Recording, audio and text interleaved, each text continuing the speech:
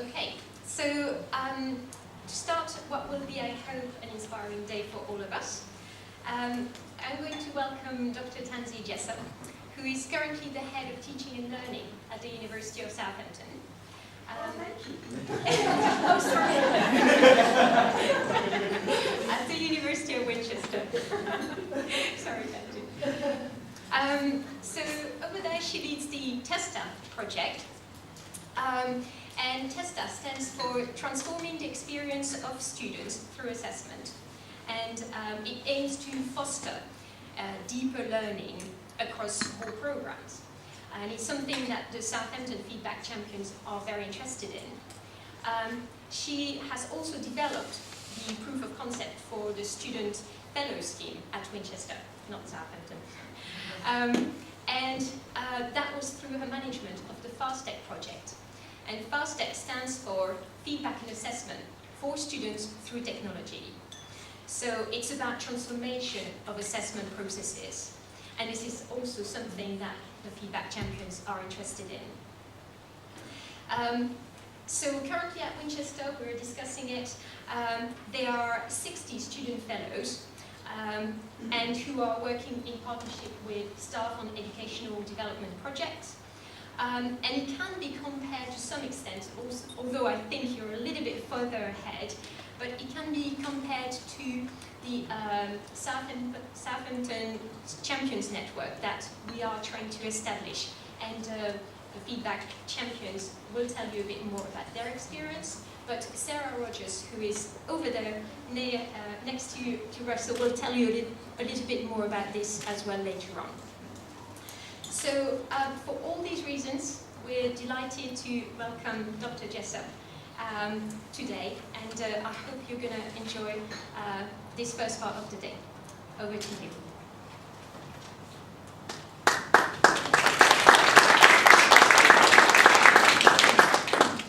Thanks very much, Lawrence. I think you can't make anyone feel more at home than saying that they're the head of learning and teaching at their university, so thank you. I'm going to just put my little stick in here, if that's okay. You can also hear that I'm not from these parts either, so I could also go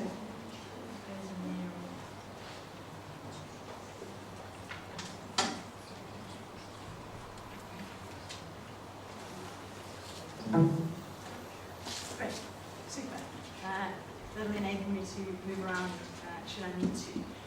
I was very interested that Russell spoke about bringing about a culture change at Southampton through the feedback champions and other innovations here. I loved your use of the phrase continuous conversation. And I want to just stretch the notion of continuous conversation today by talking about feedback in the context of the curriculum. Pinar, who writes about the curriculum, talks about it as a complicated conversation. And I think what I'd like to do today is really focus on the design issues of feedback, the programmatic issues. And in a funny way, I've got to then talk about feedback and assessment and the curriculum and program design.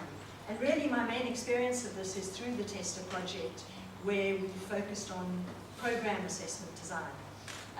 It's quite interesting. You go to different universities, and I externally examined a PhD at another university recently, which was headlined around assessment for learning. It was a brilliant PhD, lots of really interesting data. And at the end of it, as you do, you chat to the PhD candidate, and I said, you know, what was the most surprising thing in your data? And I mean, she'd done marvelous, loads of fantastic things, and she said, you know, the most surprising thing I found was that staff on the same program don't actually talk to each other or know what other staff are doing on different modules. And she said this profoundly affects assessment and feedback. And so in terms of the continuous conversation, I think the complicated conversation is how we look at whole program approaches to assessment and feedback. It reminds me a bit of a story that Peter Knight, who was a great educational developer, cited in one of his papers, where he said that universities are collections of departments held together by a central heating system. And there's a sense in which we're trying to get something more than the central heating system to cohere around assessment and feedback. I think it's absolutely fantastic that you've got this Feedback Champion project, and I think while you complimented us on the Student Fellow Scheme, I think for me the appeal of your champions is that you are looking in a focused way at particular areas at Southampton. Ours is slightly let 1,000 flowers bloom, which is fun, but I like the idea that you focus on particular areas. So yeah, I think Lawrence and I will be sharing ideas and conferences over the next few years and hopefully get our students to meet each other and see what they're doing. Okay, a lot of us know that assessment and feedback is problematic. I think many people, when they think about feedback, think of it a bit like Homer. I see I've got the head of Iliad here, so it's a Homeric metaphor. They see it as a kind of an eternity of endless labor, useless effort and frustration. There's an enormous amount of wasted effort around feedback. You go around universities and people say students don't collect it, it's not used, and there's a sense that something in the system is broken around feedback. It looks in the 21st century a bit like this, the brokenness. It's, it's hugely cumbersome and a bit like this cartoon where you get all this kind of feedback and all you remember is the negative bit. There's a sense in which sometimes students find themselves in the negative bit, and assessment and feedback itself has become a bit of a negative discourse, largely governed and driven by our responses to the National Student Survey. All of us whipping ourselves and flagellating around assessment and feedback. And to some extent, I think we have to address some of the truths around assessment and feedback that have come up through the National Student Survey, but I think we also have to be bold in rejecting some of the things that the National Student Survey tells us. Okay, so what are we going to look at today? We're going to look at, if I can do this in 45 minutes, why feedback is broken, why it matters, and how we can fix it. That's a big promise, really. There's a sense in which obviously we'll tease out some of these issues, and I'll get you to look at student data as part of the talk. One of the issues that I'm really interested in is how we get a student perspective on feedback, and we're going to work on some student data. Okay, so why feedback matters. The two biggest studies on feedback, the one came from a man called John Hattie in New Zealand, who did a meta-analysis of, I think, 52,000 published articles on what helps students to learn. And what he found was that feedback was the single most influential factor in student learning. It's John Hattie in New Zealand. And by that, I think he meant two things, and it brings us to the conversation again. It was not only our feedback to students, but it was students' feedback to us. Feedback which helps us adjust our teaching, which then makes an impact. So that's John Hattie's study. The second study that's really important is the study that took place at King's College, which was a meta-analysis of 250 published articles, which looked at the fact that feedback, and formative feedback particularly, is really important for student learning. What it also unpacked was how, when you deal with feedback, when students get their grades only, they learn the least. When they get grades and feedback, commentary, they're distracted by the grades. And when they get feedback only, they're much more inclined to attend to it. So a lot of work we've done on the Tester project has been trying to disentangle this and help people to give feedback only, sometimes as formative, sometimes as a trick, where students actually, sorry, is there something? Oh, magic. Sometimes by giving students feedback first and having them respond to it to get their marks rather than, I mean, one of the interesting things about technology is that often our electronic systems send out the mark before the feedback, which is terribly counterintuitive education. Okay, and then I'm going to address in this talk 4 things really. Why assessment is broken. And I'm going to look at it from a design angle. So I'm going to look at the design of feedback, and there's a brilliant new paper by David Bowd, which I'll commend to you about the challenge of feedback design. I'm also going to look at some of the tacit philosophies governing feedback, because I think they unpick to some extent why feedback doesn't work, why it's broken. And then we'll look at dialogue, continuous conversation, relationship in feedback, and the fundamental undergirding thing is what educational paradigm are we working out of when we give feedback, and when we engage in the dialogue with feedback, which is really returns us to the issue of culture change. Okay, how we can fix it, I'll do that at the end, and I really think this is about the big picture. This is about systems. This is about curriculum. This is about where feedback sits in the bigger educational discourse of higher education. And I think sometimes when we just do self-improvement and feedback improvement on an individual and modular basis, we get a very piecemeal offering to our students. And part of the whole notion in engineering and biology of the feedback loop is about cycles of feedback, the continuous, the completing, the use of feedback over a period of time, rather than episodic, piecemeal, isolated feedback. And we can improve that until the cows come home, and it won't influence the whole bigger picture. And really today what I want to try and address is the bigger picture. There's a lovely paper by Roy Sadler where he talks about feedback which is not used by students as dangle data. If you dangle the data before students but you don't actually use it, it's pointless. And he says a lot of our improvement tactics for feedback are really just helping us to dangle the data better if we don't engage in the dialogue and if we don't engage in closing the feedback loop. I'm going to just give you now a key distinction in the talk because it's central for how we look at some of the data on Tester. And the key distinction is really the definitions of summative and formative assessment. So my definition of summative assessment is, and I think it's the literature's definition, it carries a grade, it counts towards degree classification, although I'd count summative assessment in the first year as summative assessment because it's kind of pass-fail and counts. And it's generally high risk for students. I think the way we do summative assessment has changed dramatically over the last 30 years. I think we've shifted from exam only with a few essays to lots of coursework, which is one of the issues. Formative assessment consists of comments and doesn't usually carry a grade in its uncorrupted form. In the Tester project, we define formative as requiring to be done by all students, eliciting feedback, and not carrying a grade. It's quite a tight definition.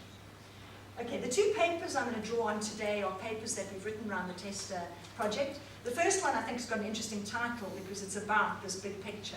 The whole is greater than the sum of its parts. And it's a large scale study we did using data from 8 universities, 23 programs, lots of data. And then we did a similar disciplinary slicing with a different paper which looked at how disciplines do assessment and feedback differently. Interestingly, the scientific disciplines have a lot more formative feedback. Okay, so what is Tester? I've spoken a little bit and Lawrence introduced a little bit about Tester. Tester was a higher education academy funded project. In 2009, we got £200,000 from the Higher Education Academy. Basically, we got our first National Teaching Fellow at Winchester in 2008, and Graham Gibbs, who's an eminent educational developer, phoned us and said, could he work with us to write a National Teaching Fellowship project, because you need a National Teaching Fellow to get one. And we thought he'd sort of spotted our genius, because we'd done a little bit of work on assessment and feedback, but we discovered that he had a boat in the Solent, and he was really keen to work with us for that reason. But Graham Gibbs was a pure, unadulterated gift to us, and he helped us enormously to understand the dynamics of program feedback and assessment and feedback, and indeed educational development and change theories. So basically, Tester started in these 4 tiny little universities, Winchester, Chichester, Bath-Spa, and Worcester. Guild HE universities, cathedral groups, similar universities, and we worked on 8 programs. We were aiming to look at program-wide assessment and to use a research methodology to distill it, a research methodology which we refined, but which Graham and Harriet Dunbar Godet had developed while he was at Oxford. And really the emphasis was on how we can deepen students' learning through a program approach to assessment and feedback. Graham went and gave a talk at the Staff and Educational Development Association in 2010. We've been going for a year, and he offered 4 free days of consultancy. This is always a good pitch. You get an eminent educational developer who says, I'll give you 3 days of consultancy. There were 80 people in the room, and we were inundated. And it started a snowball effect with Tester. Graham's since retired, but we now 3 years beyond the project life, and it's self-sustaining.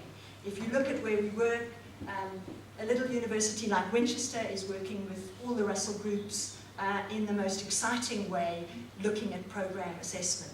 In the last month, I've given talks at Imperial, UCL, you know, we've worked at Durham, all these. Birmingham have done tests on more programs than any other Russell Group university, and indeed more programs than Winchester. They've done it on more than 30 programs. We've worked in New South Wales, we've worked in India. A remarkable project, a pure gift. And for me, you know, you can look at this and wow. But I sort of think, why has it had such traction? And I think there are 2 reasons mainly. I think there's enormous appetite in the sector for a program view of how we do things in curriculum and how we do things around assessment and feedback. I think the whole experiment around modularity and modularization, which has given us some good things, given us choice. Some of my students argue they love it because they can curate their own degrees. You know, it's given us that end of the business, but it's given us enormous disconnection.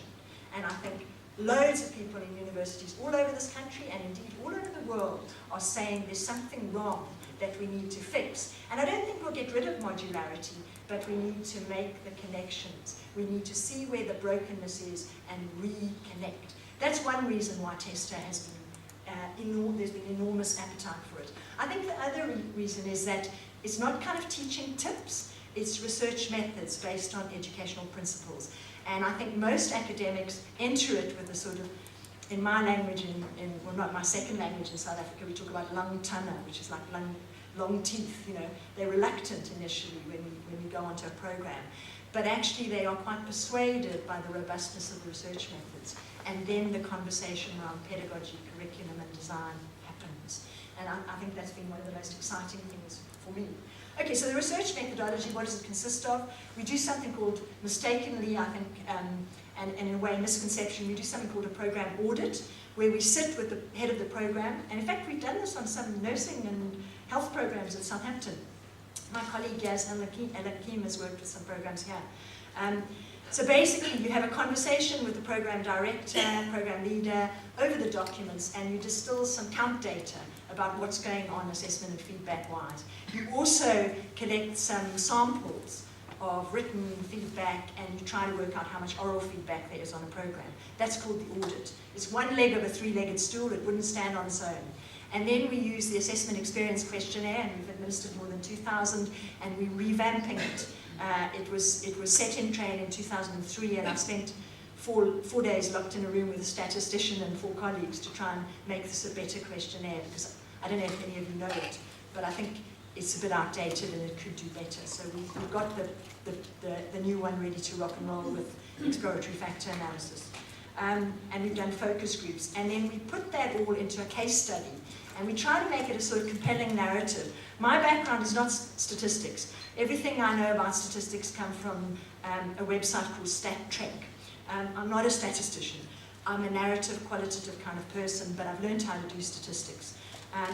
And we put that into a case study which we hope tells a compelling story to program teams, and we present it at a program team meeting. This is really where the action happens. It's the most exciting meeting because it's developmental, it's not managerial, it's, hey, this is what we think's going on, have a look at the data from your students, what do you think's going on? And that team meeting is the catalyst for strategic changes around assessment and feedback design. It's fabulous. The whole thing is based on well-known assessment educational principles. You know, Gibbs and Hattie have written about, you know, students need to distribute their effort. We found on a lot of programs we've got a sort of alpine distribution of effort. It goes like this for most students. Week 1, week 2, week 3, week 4, week 5, week 6, Mont Blanc, week 7, week 8, week 9, week 10, week 11, another big peak in the Alps. There's a bit of that around the emphasis on summative assessment at 2 points in modules. The other principles we use are from Chickering and Gamson. You know, you need to set challenging and high expectations, and a whole lot of principles about feedback and internalizing goals and standards, not just giving them criteria sheets. And they are summed up in the concept of deep learning, which the Swedish researchers Martin and Saljo wrote about in 1976, which is really about making connections. It's about connecting to prior learning, it's about connecting to the real world. It's about connecting across domains and across modules. It's about not learning in silos, deep learning. Okay, I'm going to get you working in a second, but the first finding I want to report to you from Tester, and I'm sorry, I'm using all qualitative data. I'm not really going to give you the stats because I think they're boring, and I'm going to give you student voice data from this. If you want to read the stats, read the papers. But the first finding is really that modular design renders feedback less effective. I think modules are great for furniture. Those of us who go to IKEA in Southampton know they're great, but they're not always great for assessment and feedback.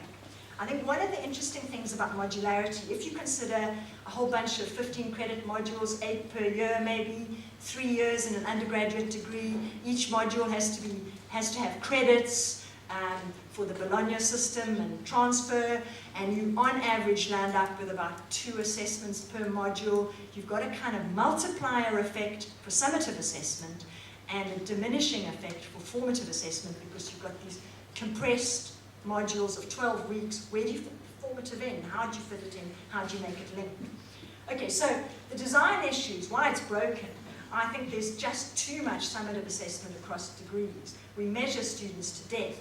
Our university nearby, Portsmouth, had an engineering degree where there were 116 summative assessments on the degree, undergraduate degree. The program leader felt everyone was breaking from the strain, and he did some sort of statistical thing where you throw out an assessment until it makes a difference to any one student's degree classification.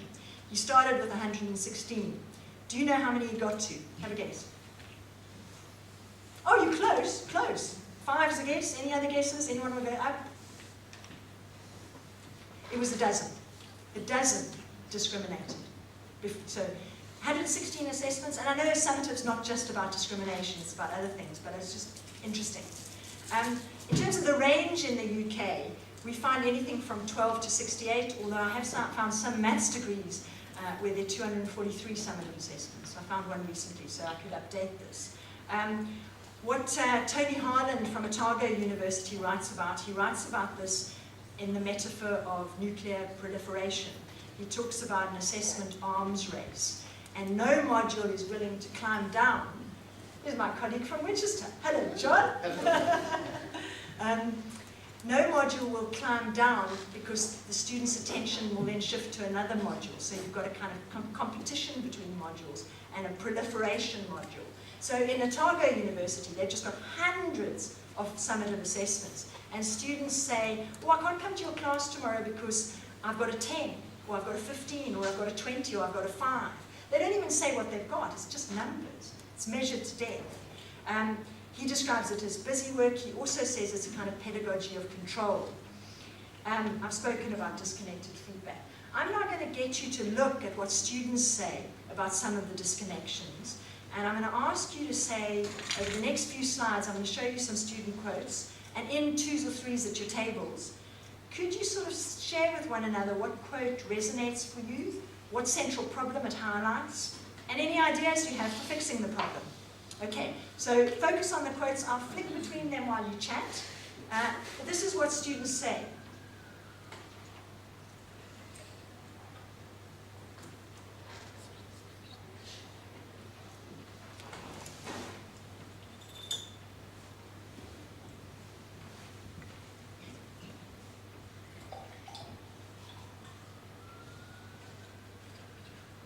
Okay, can I flick to the next one?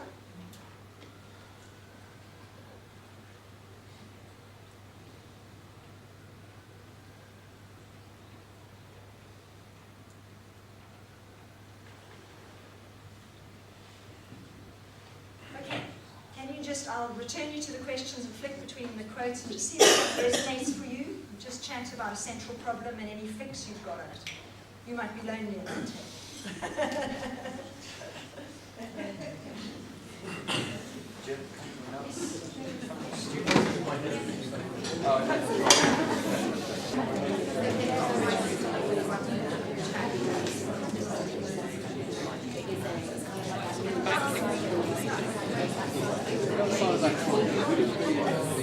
Okay, should we just draw our discussions to a close? my short Anyone want to share any of their thoughts or what struck them from the student quotes? Or shall I do what's known as sniper pedagogy and pick on someone? It's what lawyers do, sniper pedagogy. I'm not one. Anyone want to tell us any radical thoughts? You don't have to. I earwigged on a discussion here, which was quite interesting. Do you want to share with us? So I think we found it's difficult with visual assessments that quotations at the moment resonated with us quite well in regards to the when you're doing technical subjects. Obviously, when you're doing reports on technical things, those transferable skills involved there in actually writing were very rarely found. And actually, any feedback on the quality of the writing is secondary to the technical aspects. But in terms of sort of realising industrial skills and just general skills for the future, there's not enough sort of acknowledgement and feedback on how the quality of the writing is reflected in the work. So that was sort of a bit of an issue. Interesting. Thank you for that. I mean, there was another issue around the detachment in that the next assessment may be different, and therefore you land up with feedback which doesn't really help you for the next one, that you can't use for the next one. There was someone who had their hand up there. I was just going to add the sea of essays and this sort of depression. I think if there's a student comment, he shows some degree of sympathy for the marker. And the marker obviously is struggling with a big pile as in one of your slides. And it struck me that one of the disadvantages, if you're not careful, is saying we'll cut down on the number of summative assessment points, is that they get bigger. And then, colleagues will say, well, I can't possibly mark 150 essays in 2 weeks and get the feedback we were discussing here.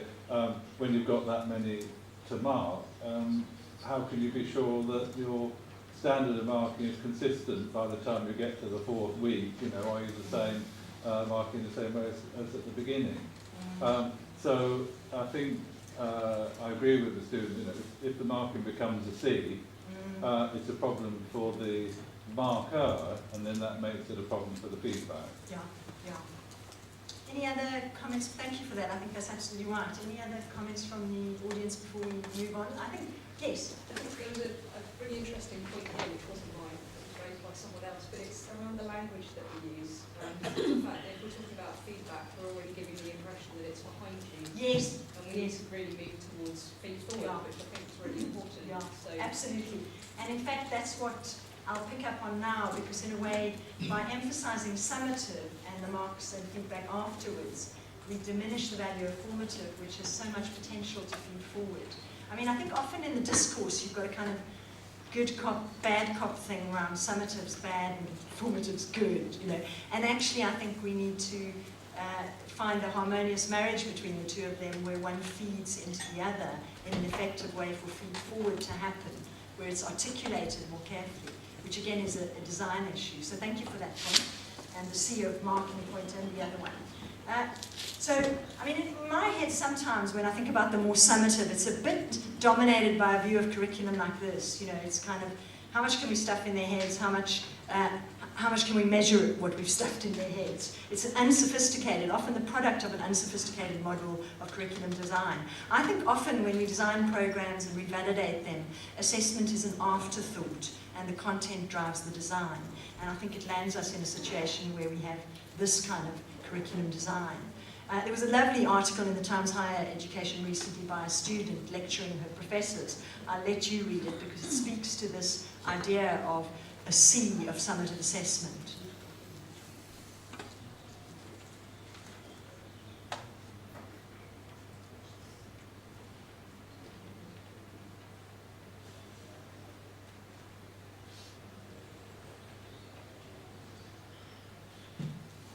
I think this links slightly to the Chickering and Gamson point, how do we set challenging and high expectations for our students? I got our master's class to think recently about the assessment in their whole lives that had been most effective for them. And they were never the sort of diddly-squat small things. They were always big beasts that were challenging, collaborative, often linked to the real world, which is quite interesting. Okay, let's look at the second finding, which is linked to the first finding. I think the second finding is really that formative assessment has been squeezed out by modularity, and it's squeezed out both formative tasks and feed forward. And I think there's partly also semesterization and the absence of slow learning, the sense that you've got to contain it in 12 weeks and tick it off and move on, the compartmentalized view of knowledge.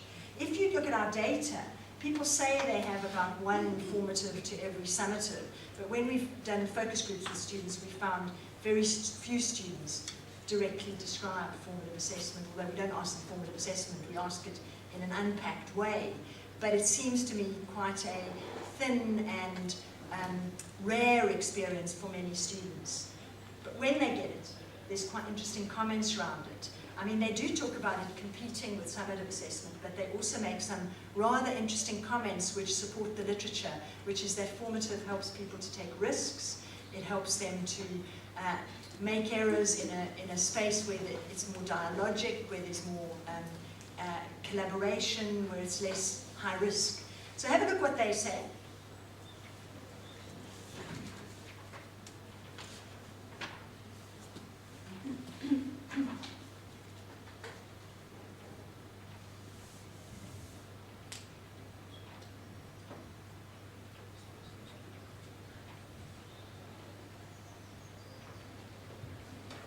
Quite like the second two quotes, they speak again quite strongly to the idea of a continuous conversation and also to peer feedback, which I think most universities in the UK are notoriously nervous and anxious and bad at.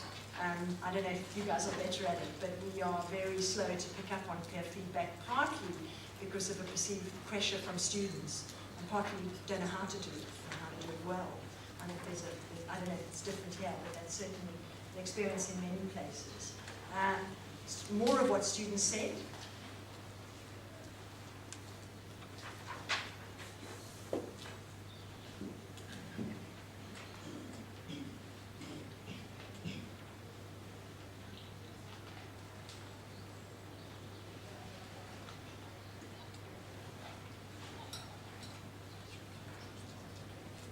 I think this is interesting. I think it speaks to that group's comment. This is all about feed forward, how we can make formative feed forward to the summative.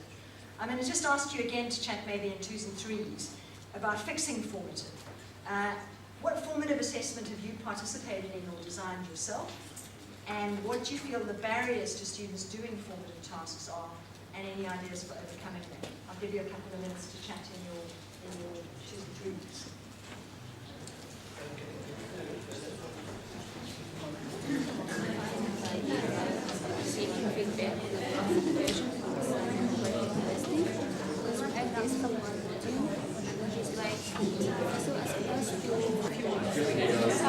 Okay, can I draw your conversations to a close?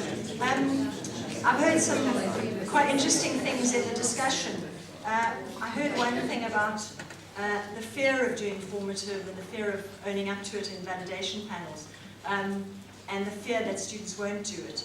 I always remember when we did test day in India, there was a professor from Bangalore, and he said, the thing is, what we need to do is give all our students a degree at birth, and then they'll learn when they come to university. And it really addressed this issue of the grades-driven culture. And I think this is really the culture shift we need to make, is to actually help students to learn for its own sake. I mean, there's a university in America called Alverno College, where the entire thing is formative. The degree is formative. And it's got a very good reputation as a college, as a university. I mean, we, on our Masters in Learning and Teaching, our students blog formatively in class. And it's really interesting, the depth of insight in that. I sort of wondered afterwards why I had a summative at all. The insight was so good, and the interaction and engagement with it. You know, why was I doing a summative on top of that? You know, the students had learned. Isn't that what we're after? I'm going to move on because I see time is running on. Otherwise, I'd draw on some more comments. But I think because I think we'll pick up in the last slide how to fix it. Some of the ideas on formative assessment that you might have discussed in your groups. I mean, I just want to touch on something that occurs to me again and again when we do focus groups with students, is that some of the weak and poor feedback, and in this sense I'm not talking about design here, I'm talking about feedback per se, has got an underlying and tacit philosophy which makes it much less meaningful to students. And I'm going to show you some of the feedback, some of the comments students have made, and then we'll just, if you can try and spot what you think the tacit philosophies are, because I've got a few hunches myself and I'll show you what I think. But here are some comments from students about their feedback.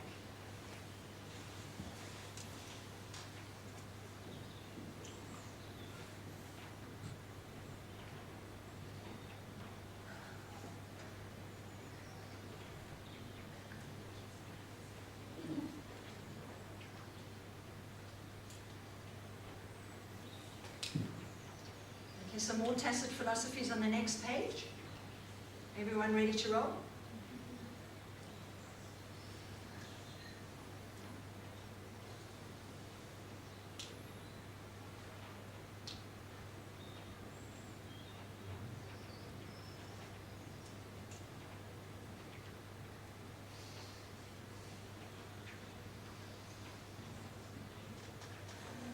The second slide is interesting, the pacifier thing. There's a woman at Sheffield University called Catherine Eccleston who writes around assessment and feedback. And she wrote a paper in 2001. I know it wins a 2-1, but I don't know why. Lovely paper. But her thinking has moved along quite a lot. And she says we're frightened to give constructive and truth-telling feedback to students these days. Partly the NSS, partly the mythical consumer culture. So we don't want to say something that might actually make people think. I mean, education is about thinking hard and dealing with some of those issues and getting the constructive students. And I think students want the constructive feedback. They don't want the pacifying. But I think the first comment to me is possibly the saddest. This, well, some people are just not good at writing. Because to me, has anyone read Carol Dweck's stuff on mindsets? Stanford professor, professor of psychology. And she basically says the world is divided into two kinds of people. People with a fixed mindset and people with a growth mindset. And people with a fixed mindset look around the room, think about themselves, and they think, well, I'm kind of a 2-2 and he's a first, and that's it. That's a fixed mindset. And I actually think people with a fixed mindset shouldn't be teaching in higher education because the whole enterprise is about growth and development. And you know, the growth mindset is what it's about. And that first quote, the first one that was there, that is someone with a fixed mindset. That's their tacit philosophy. This person, they're not good at writing, so why should I help them? You know, why should I give them feedback? They're always going to be a C or a 2-1 or a 2-2, you know. And I think that underpins a lot of bad feedback in higher education. And I think we've got to challenge people about growth and fixed mindsets more.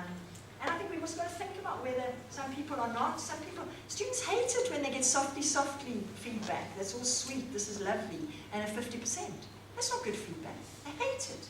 Tell them what's wrong. Tell them how they can fix it, you know. Okay, my fourth finding really is a lot of, it reverts again to the conversation theme, is that mass higher education has diminished dialogue and the personal and relational. There's a man called David Nichol in Strathclyde who's written a brilliant paper called From Monologue to Dialogue. And he argues that the reason for all of our bad National Student Survey scores is because students are looking for a relationship in the feedback. They're looking for that pedagogic relationship. And they find there instead an impoverished dialogue. They don't get it in the big lecture theatres, and they want something that's a conversation, a dialogue in their feedback, and they're not getting it. It's not relational, it's not a dialogue, and it's not personal. So that's why we've got this kind of one-way traffic. This is what students say. John, I hate to say this to you. This is 5 years ago from your faculty. It was like, who's Holly? It's that relationship really, just a student. Big course. Yep.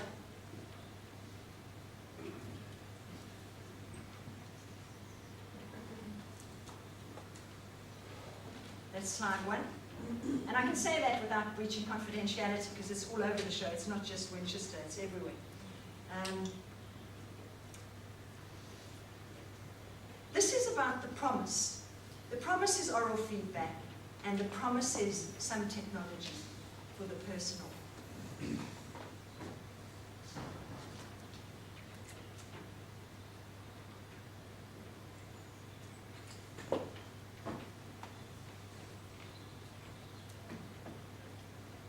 I think sometimes our feedback is like a call center when you ring up and you get, press 1, press 2, press 3, press 4, rather than a real person.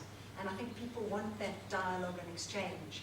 I think, in a way, David Boward writes a lovely thing. He says, a lot of our feedback is telling students what they've done right, what they've done.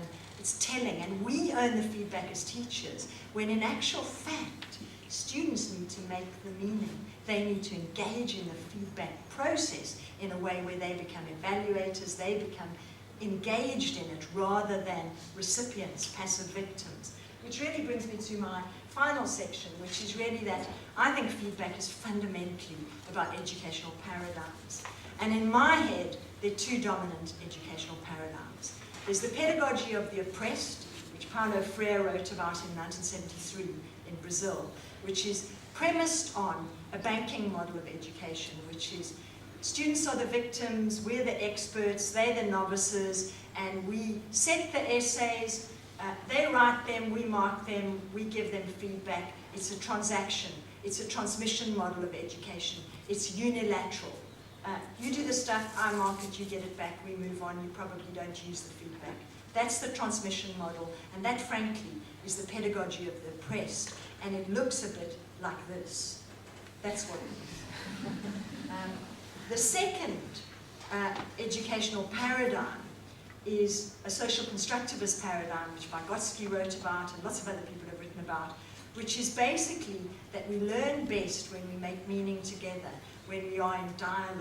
We are social learners, that we need to think hard, we need to do some work on our own, but we also need to collaborate to make meaning. And that's what it looks like. It looks like that.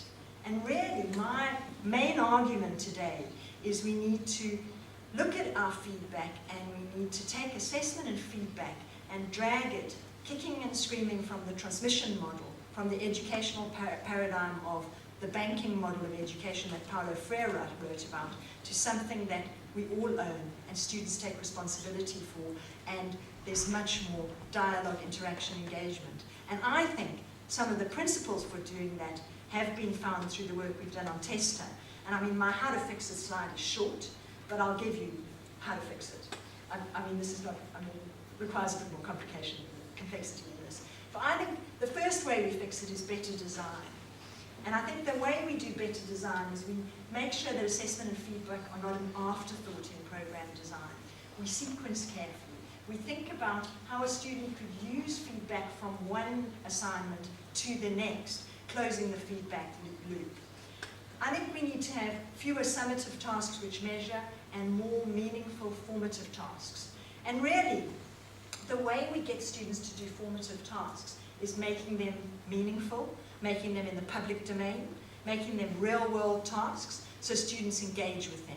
So the best ways we found at Winchester have been where students blog, they give presentations, mini conferences. John's faculty does a wonderful day where they all do poster and mini conference presentations as part of their formative, sometimes their summative assessment, but it engages people in the task whether or not they get marks.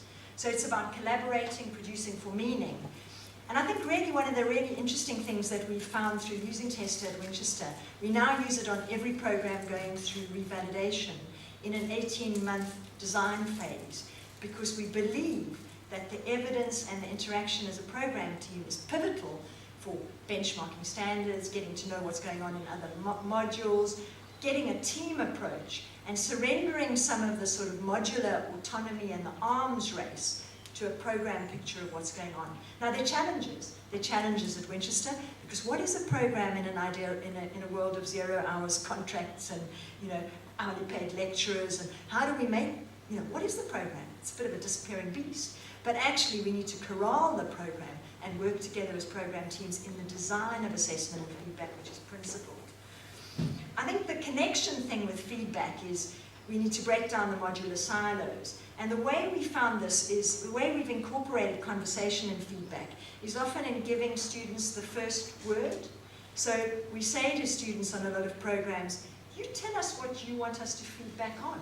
So there's a sheet which gets them starting the conversation in the driving seat of the feedback, owning it, saying, well, actually, I think I did okay on that, but I want some help with this. And then we as teachers respond, and there's a conversation. The other way you get cycles of feedback through programs is actually getting students intentionally responding to their feedback about how they use it, and appending that to the next thing they write. So Spa did this early on, where you had a tear-off sheet, and they appended it to say how they'd addressed those comments. Open University do the same thing on some courses, where you actually have to say how you've addressed the ways to improve in the next assignment, and if you don't do it, you'll only get 40% for that assignment. So it's a bit of stick as well as carrot. But it's basically, it's saying, really important for people to reflect on and use their feedback, otherwise it's just dangling data, and it's a waste of people's time. I think the other way we get people connecting around feedback is actually more involvement in self and peer feedback. I think we've got to push the boat out that there are lots of clever ways to do it, and I think we need to move fast in terms of enabling people doing peer feedback. David Nicol again has written a paper where he found that students who give peer feedback learn more from it than those who receive it. Because in the role of a teacher, you learn what it's all about, the standards, the marking criteria, it really gets you in the head of. Technology, John's an expert on this, but giving screencast and audio feedback, you get tone, voice, much more personalized feedback.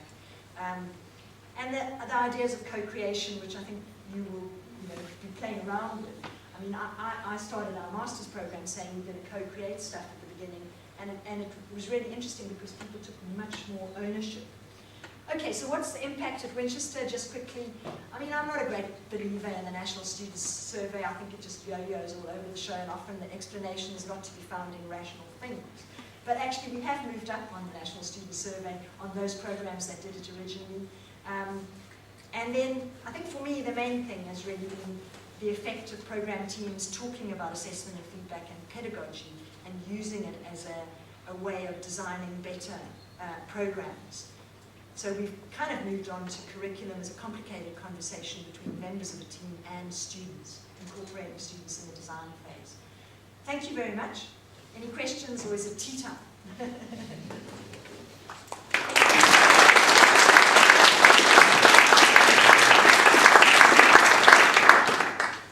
I would say that a lot of things that you have talked to us about resonate with what our feedback champions have found. And I think Claire said earlier on, when you had some quotes from students, well, they were all in the interviews that these students have done. Yeah. So really a lot of similar things. So I'll pass it over to you. Do you have any questions for Tansy? Yes. Hi, Gary Kitchen, School of Education. Hi, Gary. My main role here is teacher preparation. I'm interested to see your feedback connect slide at the bottom there. And I'm sure you'll agree with me. We see so much of that going on within schools and colleges. Yes. And I think that what we're sort of seeing is the potential for an expectation disconnect between how the student interacts with their tutor in that environment and the changing nature of that moving to university. Yes. And so in some ways there may be an expectation that the co-creation of feedback, the development of peer self-assessment, they've undertaken so much as part of their area of history, now is missing from their feedback right now. So I think it's possibly a little bit of a disconnect there between the school, college and the university experience. I think it's really interesting that we don't build on that in higher education, because where we've got large classes, it would be obvious for students to actually engage in that in a meaningful way, and in a slightly more complex way in higher education, as part of their journey. We should be building on it. Right. So it's just a comment from my own experience. Yes, Being out in the community. Yeah. Well, I have got a son in sixth form college who might disagree with some of that. Yeah.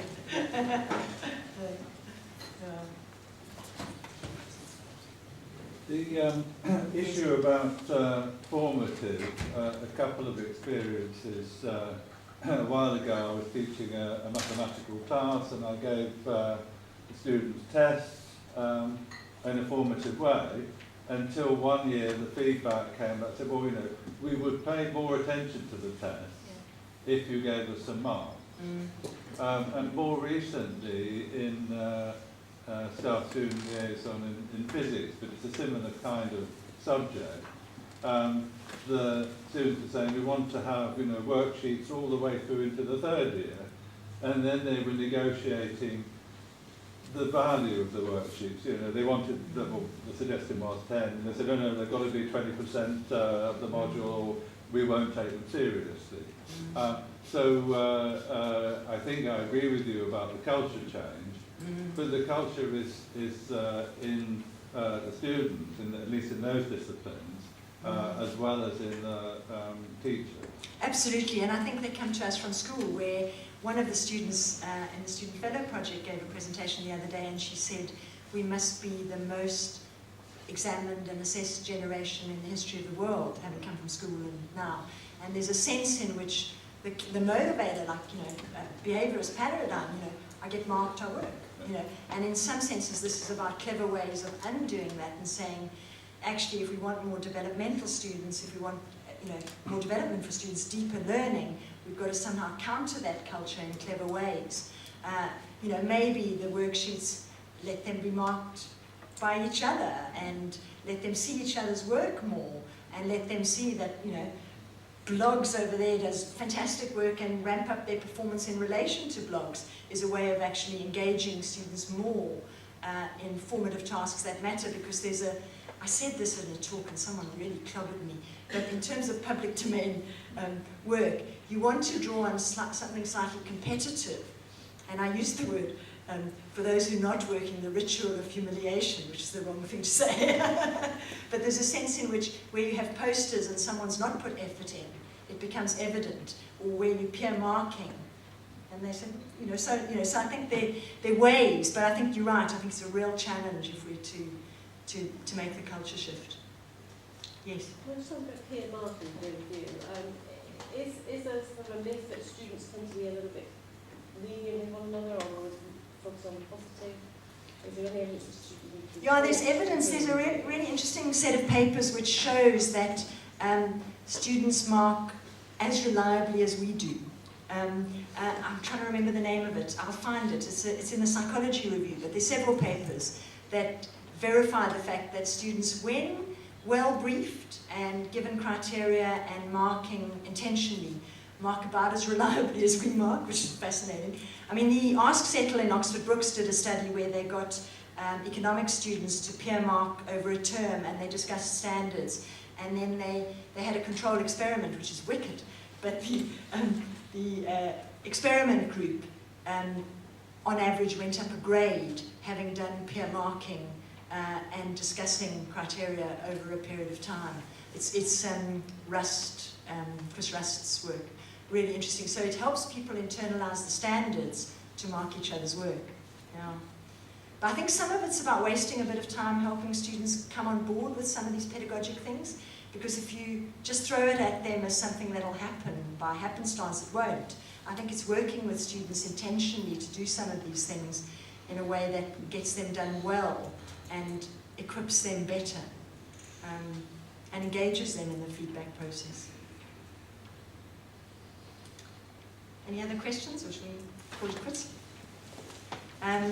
Do look at the website, and I'm sorry I've got to go, but we've got staff induction today, because I'd love to stay for the student presentations, but I will look at the website. And thanks for having me today. Thank you very much.